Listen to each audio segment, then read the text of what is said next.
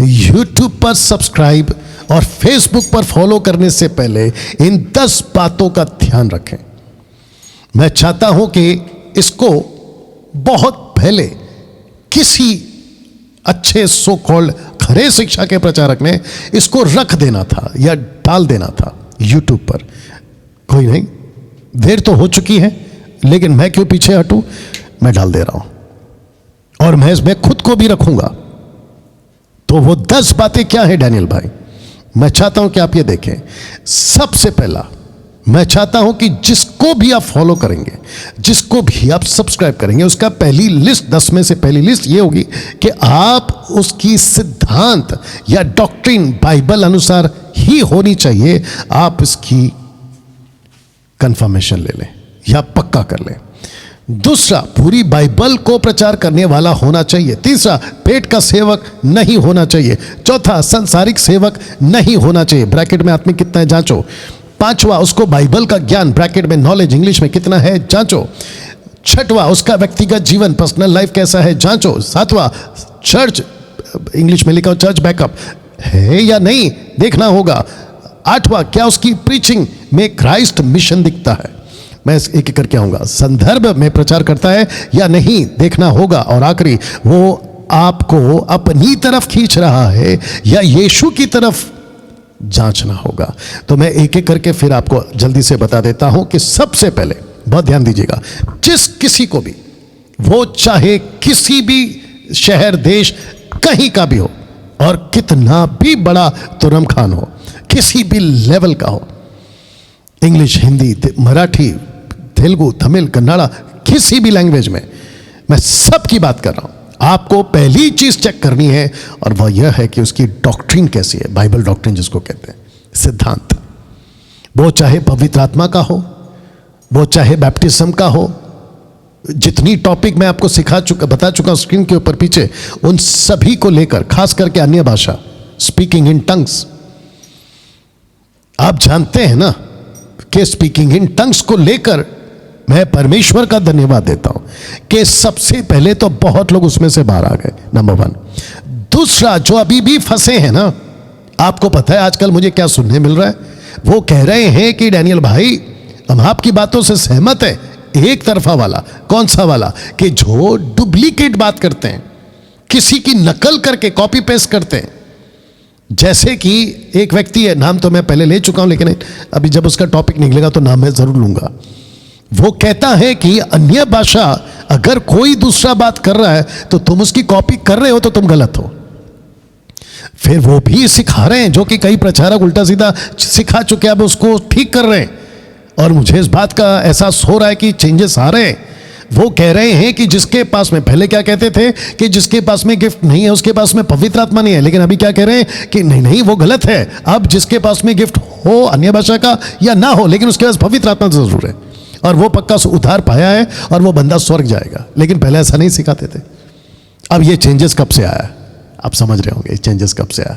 मसीह इतिहास में जब कभी भी ये पन्ना पलटा जाएगा 21वीं सदी का, तो सारे के सारे पेंटिकॉस्टल कैरिस्मेटिक एक ही बात कहेंगे कि हमारे को सबसे ज्यादा अगर टंग्स के बारे में टीचिंग देकर हमको गलत ठहराया वो डैनियल राज है। दूसरा, वो सारे के सारे जो बुद्धि रखते हैं मसीह जनता 21वीं सदी में, वो यही कहेंगे कि हमको अगर सबसे ज्यादा किसी ने सही सिखाया 21वीं सदी में, वो डैनियल राज है।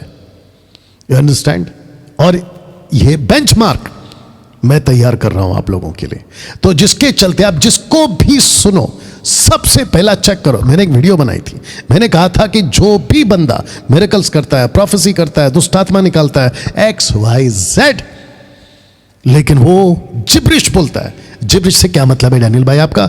जिब्रिश से मेरा मतलब है रबा रबा, शबा शबा, लबा लबा और पता नहीं क्या क्या, कबा कबा, ठीक है ना। अगर ऐसी कोई भाषा बात कर रहा है और उसको नाम दे रहा है पवित्र आत्मा का दान और उसको कहते हैं अन्य भाषा, टंग्स, स्पीकिंग इन टंग्स, ये लोग गड़बड़ वाले लोग हैं।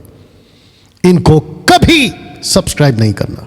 डैनियल भाई आपको नहीं पता, वो जो मुंबई वाला है ना, वो तो बहुत अच्छा बोलता है, बहुत प्यार से बोलता है, बहुत सॉफ्ट बोल रहा है। इशारा तो मिल गया होगा किसकी बात कर रहा हूं। वो जो MP वाला है ना, वो भी बहुत अच्छा अच्छा रेवलेशन देता है। लेकिन अन्य भाषा यानी कि जिब्रिश बोलता है, हम उसका क्या करें? मेरा क्वेश्चन है आपसे, खाना कितना भी अच्छा हो लेकिन अगर प्लेट ही गंदा है तो खाना खाओगे? बोला नहीं, सब्जी कितनी अच्छी है, देखो रोटी कितनी अच्छी है, देखो चावल कितना अच्छा, अरे क्या टेस्टी है, लेकिन परोस कहां रहा है? गंदे थाले में या थाली में। आप खाओगे? यही तो बात है। और मैंने क्या कहा था कि जिसके पास में अगर कोई दावा करता है कि मेरे पास में यीशु है, उसको कंफर्म कैसे करना है? क्योंकि उसके पास में यीशु की शिक्षाएं हैं। और जिसके पास में यीशु की शिक्षाएं नहीं है, दूसरा यूहन्ना पहला अध्याय वचन 8 और 9 कहता है कि जिसके पास में यीशु की शिक्षा नहीं है, उसके पास यीशु नहीं है। और सीधी बात है, जिसके पास यीशु नहीं है, उसके पास में अनंत काल का जीवन नहीं है। वाह दोस्तों, कैसा लग रहा है अभी तक ना? इसको देखिएगा, पूरी बाइबल का प्रचार करने वाला होना चाहिए। ऐसा क्यों? क्योंकि जिस मनोज शाहू को आज मैं रखूंगा, वो क्या करता है मैं आपको दिखा चुका लास्ट सैटरडे, आज भी थोड़ा बहुत दिखाऊंगा, ठीक है ना? उसने एक एरिया चुन लिया है, और वो एरिया कौन सा है? प्रॉस्पेरिटी का, ब्लेसिंग का, मोटिवेशनल का, आशीषों का, चमत्कारों का, आगे कैसे बढ़ सकते हैं, सफलता का 5 पॉइंट 10 पॉइंट। अरे भाई, ऐसी आशीष किस काम की? ऐसा चमत्कार किस काम का? ऐसी ब्लेसिंग्स किस काम की? ऐसी तरक्की किस काम की? 2 BHK 3 BHK विला अला फला, या फिर तुम्हारी दुनिया भर की गाड़ियां, ऐसी सक्सेस किस काम की अगर तुम यीशु के मर्जी पर ही नहीं हो? आपको पता है ना, इजरायली 40 साल 6 लाख लोग आशीष के चक्कर में ही तो नहीं पहुंच पाए ना प्रतिज्ञा के देश में। और ये टोटल यीशु के विरोध। यीशु सिखाता क्या है?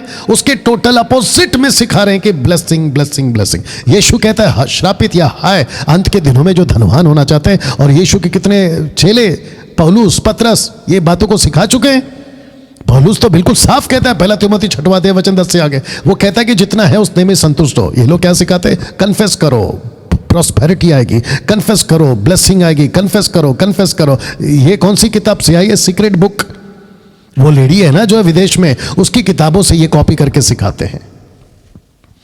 पहले हम बन जाते थे उल्लू, क्योंकि विदेशी है ना, सफेद कोट वाला है, अरे ये तो विदेशी है, ये गलत थोड़ी बोलता होगा, ये तो अच्छा ही बोलता होगा।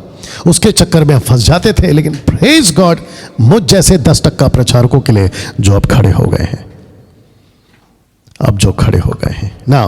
तीसरा मैं आपको डिटेल में दे रहा हूं, पेट का सेवक नहीं होना चाहिए।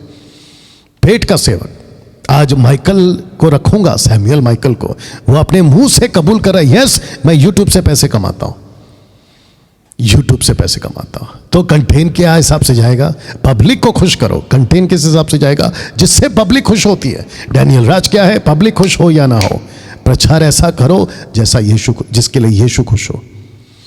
यही वजह है कि मैं डंके की चोट पे बोलता हूं कि मैं सोशल प्लेटफॉर्म से पैसे नहीं कमाता।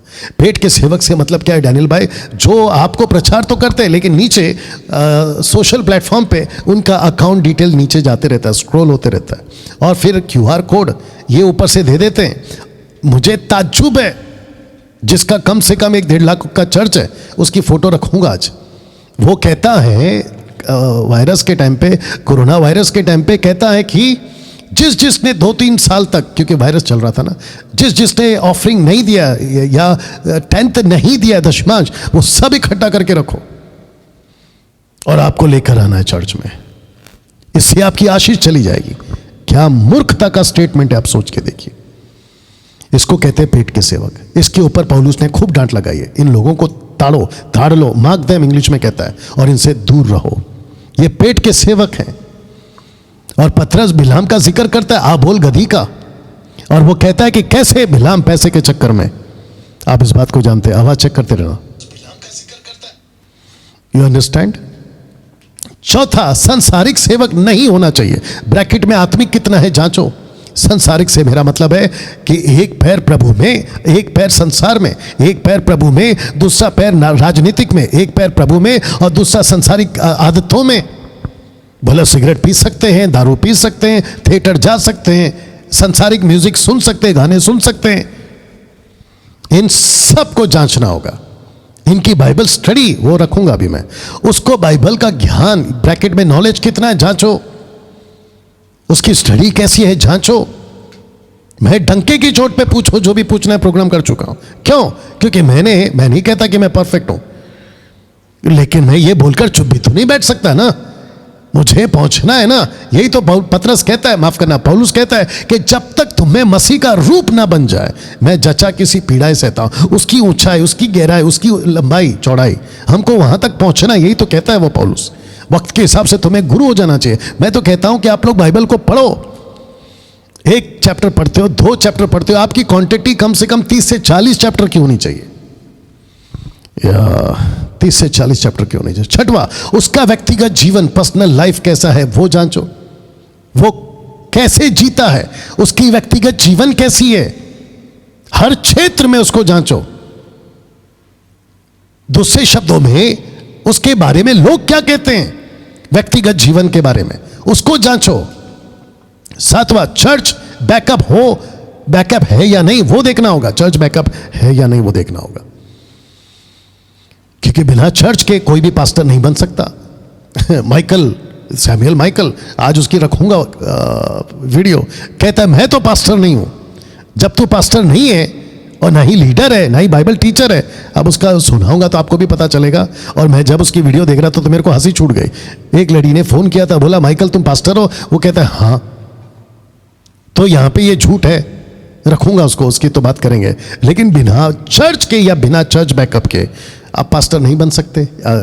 पास्टर तो बन ही नहीं सकते, वो बात अलग है। साथ में आप पास्टर का काम कर रहे हैं और ऊपर से सोशल प्लेटफॉर्म पे प्रीचिंग कर रहे हैं।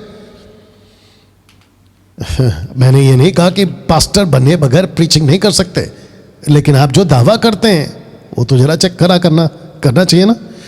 8वां, क्या उसकी प्रीचिंग में क्राइस्ट मिशन दिखता है, ये भी देखना बहुत जरूरी है। मिशन से मतलब क्या है डैनियल भाई आपका, जब वो बात करता है ना तो बातों से ही पता चल जाता है कि ये पॉपकॉर्न टाइप का मसीह है, पॉपकॉर्न टाइप का क्रिश्चियन है, पॉपकॉर्न टाइप का प्रीचर है या क्या है। मैं जब बात करता हूं आपको मेरी बातों से पता चलता है। अगर मुझे कोई कॉल करता है, जैसे पूछो जो भी पूछना है, एक विचित्र प्राणी है उसने बनाई थी वीडियो, बोला पूछ कुछ हो रही है डैनियल, कुछ पूछ रहा है, बोल अलग रहा है। मैं आपको बताता हूं सीन क्या था। मैंने उसको पूछा कि सिस्टर आपने सवाल पूछा ठीक है, लेकिन आप खुद बाइबल कितना पढ़ती हैं? ये कौन पूछता है? जिसका मिशन माइंड होता है। मैं तो उसको पूछूंगा ना, वो इसलिए क्योंकि जब डॉक्टर इलाज करता है ना, वो सिर्फ इलाज उस वक्त का नहीं करता है, साथ ही साथ वो हिदायत देता है, उसको वार्न करता है ये बीमारी फिर से आ सकती है, तुम ये मत करना, वो नहीं करना। ये होता है पक्का डॉक्टर, अच्छा डॉक्टर। वैसे ही हम मसीह लोग प्रीचर तो बन जाते हैं, लेकिन क्राइस्ट मिशन के साथ बनना है। 9वां, लिखा है संदर्भ में प्रचार करता है या नहीं देखना होगा। उसकी प्रीचिंग में कॉन्टेक्स्ट कितना है। अभी जैसा एक विचित्र प्राणी, परेशान आत्मा, आप सुन रहे कुछ 2 हफ्तों से वो कहता है कि पवित्र आत्मा परमेश्वर पिता का पुत्र है, और वो 120 वहां पे नहीं थे, सिर्फ 11 थे। मैं अच्छे से धो चुका हूं उसको, आप लोगों के बीच में उसको उतार चुका हूं मैं, उसकी स्टडी को और सब कुछ को, इसलिए परेशान आत्मा है वो। तो कॉन्टेक्स्ट में प्रचार करना है। अगर यीशु ने कहा है, आपने पढ़ा होगा ना, यीशु कहता है तेरी आंख ठोकर खिलाए तो आंख निकाल दे, हाथ ठोकर खिलाए तो हाथ काट दे, पैर ठोकर खिलाए तो पैर काट दे। इसका मतलब ये नहीं कि आंख और हाथ और पैर काटते फिर और निकालते बैठे, नो, वजह कॉन्टेक्स्ट में पढ़ना होता है। बहुत सारी बातें। आखिरी, वो आपको अपनी तरफ खींच रहा है या यीशु की तरफ, जांचना होगा। बहुत सारे प्रीचर आते हैं सोशल प्लेटफॉर्म पे, यूट्यूब पे, कहते हैं मुझे देखो, मुझे फॉलो करो, मेरे पास आओ। क्यों? बोले प्रार्थना करना है तो आप मेरे को फोन करना, आपको कोई भी तकलीफ है तो मुझे फोन करना। ढंके की चोट पे बोलता मेरा एक भी वीडियो ये विरोधियों को नहीं मिलेगा, जहां पे मैंने ये बोला मुझे अपनी प्रार्थना निवेदन दे दो। कभी नहीं, तुम ढूंढ के बुढ़े होके मर जाओगे, लेकिन तुमको नहीं मिलेगा। क्योंकि मैं वो टीचिंग देता ही नहीं हूं। You understand? हमें यीशु की तरफ लोगों को आकर्षित करना है। मतलब तुम यीशु के पीछे भागो, यीशु के पीछे जाओ, यीशु को देखो, ना कि प्रीचर को। या